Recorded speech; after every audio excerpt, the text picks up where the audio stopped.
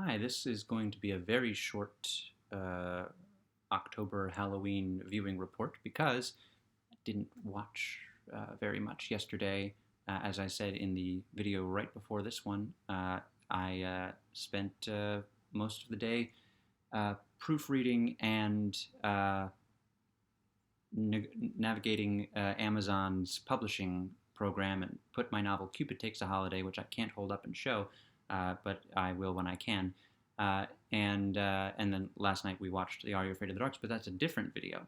And on Monday night was my play reading, The Backs of Bookshelves, with the New Circle Theater Company. So I have good excuses for not having watched very much. Tuesday night, we watched a few things. We watched I Know What You Did Last Summer, and we watched Wally's Wonderland, I think that's what it is. Let me just look this. Wally's Wonderland.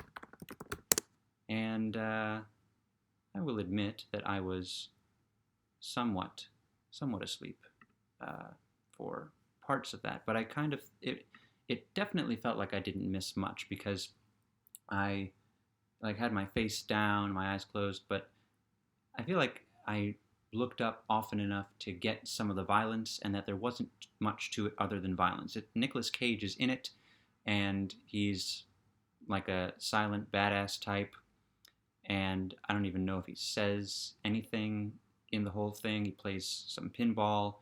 He ultimately defeats the monsters, and the monsters are, if you've ever been to Chuck E. Cheese, them.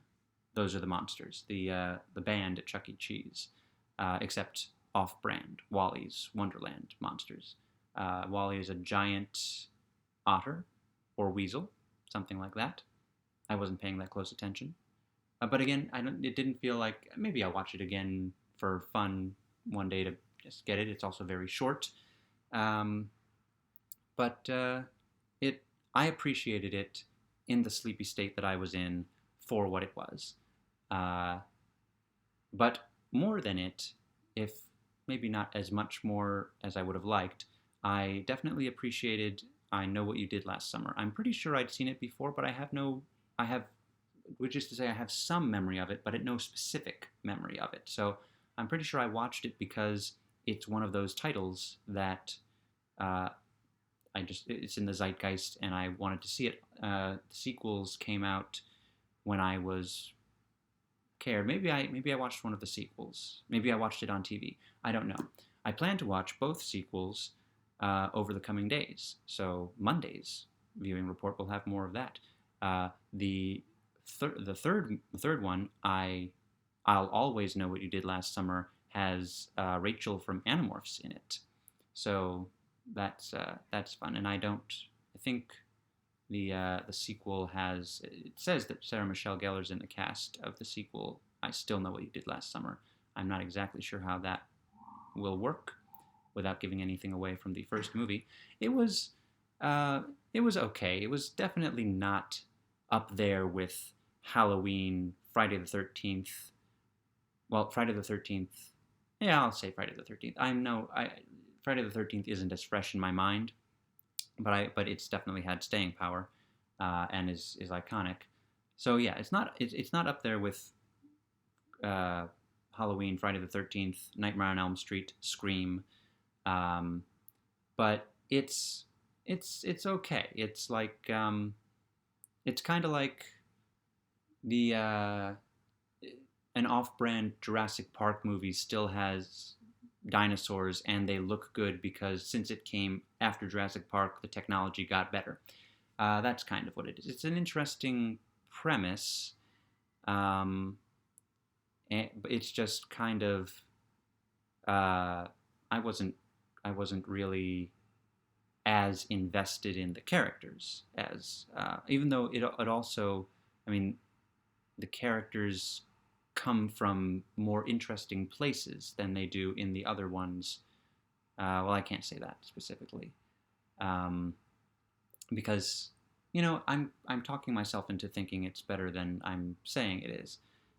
Because they all, the premise is these four teenagers accidentally kill someone, and they don't know that they've been spotted. They don't know that they've been seen, but they still feel the guilt, and then a year later they start to get threatening messages. I know what you did last summer.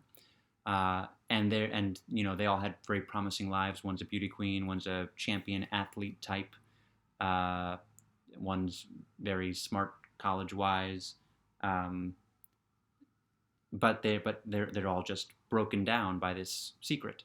Uh, so it's actually a better premise than, well, no, it's probably an equal premise with the four movies that I named, maybe even better than Friday the 13th. It just, the execution wasn't as sharp as those. And each of those movies is of a very different era, at least three different eras, and trying to do something very different. But I guess what I'm saying is that it's not as uh, carefully constructed. I don't know the history of it. Maybe there'll be a movies that made us about it, like there was about at least two of those this past whenever. But yeah, it intrigued me, uh, and it intrigued me enough, and the casting of the third one is nostalgic enough for me to actively want to see the two sequels, and maybe it'll be like watching the Nightmare on Elm Street movies all in a row, and it'll be uh, I will appreciate it more the more that I see, and then and in whatever I can't appreciate, there will be a little glimmer of something to appreciate, like Freddie saying, "Every town has an Elm Street." Since those are the only two things that I watched, I'll just give a preview. Other than the two sequels to I Know What You Did Last Summer, we're going to be watching Halloween Town and The Bride of Frankenstein, and probably at least one other of the major Universal Monsters movies that I got the whole DVD set of last year, and uh, maybe even some more Tim Burton. I don't know what Tim Burton, but it's the season of Tim Burton. So that's that for this. It'll probably be a lot more interesting on Monday, but I hope that my working my way around to actually really somewhat appreciating I still know what I know what you did last summer in real time was a little amusing. And check out Wally's Wonderland.